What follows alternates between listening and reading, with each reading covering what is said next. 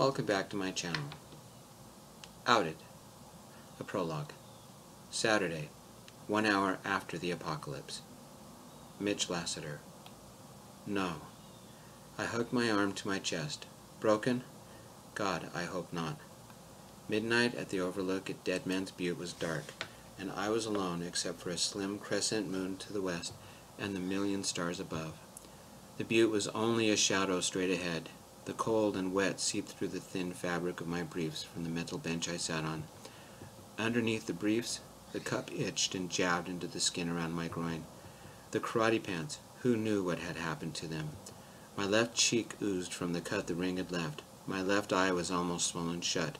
Most of the cuts in my hands and feet had stopped bleeding, but some of them stung. They still had glass in them. I wore a black Megadeth t-shirt with the sleeves ripped off. A good luck favorite, but no mala beads on my wrist, only the Metal Alert bracelet. I wouldn't win any fashion shows tonight.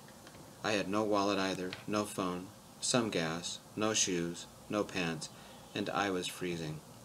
This wasn't my best night by far. The headache ripped up from my neck, pounding through my entire head. My hair? Long, wet, stringy. When I ran my fingers through it, I found little glass shards. The hair slipped free of the tie, and I pulled the tie out with a shaking hand. Snap. My last tie broke and flew onto the gravel somewhere. Home was Dead Man's Butte, population 50,000, an hour or so north of Vegas. The overlook was 30 minutes north of that. The last stragglers of rain fell as the storm moved to the south. The desert air smelled crisp and clean, oblivious to the pain of tonight.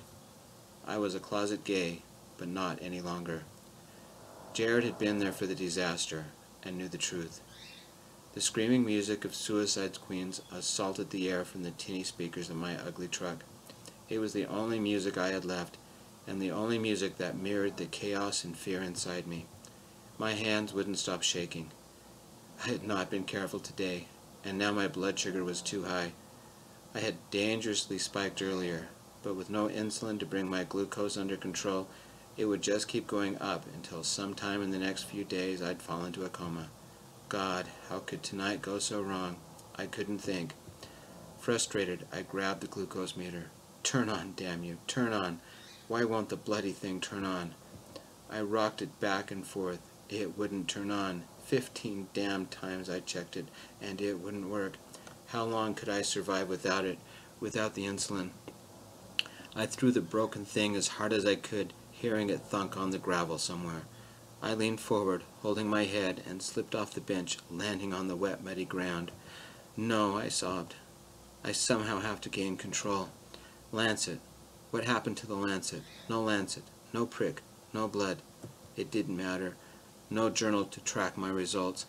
My soul fell into my stomach, and my chest ached, and my arm, and my face, and my hands, and my feet, and my ribs, and my head. The brand new tress strips were either soaked or scattered among all the bits of glass. Even if I found the lancet, I could never check. But I could give myself a shot. Where's the insulin pen? Where's the needle? They went flying. What was I supposed to do now? No insulin. Diabetics who spike this high for too long could get nerve damage or went blind or even died.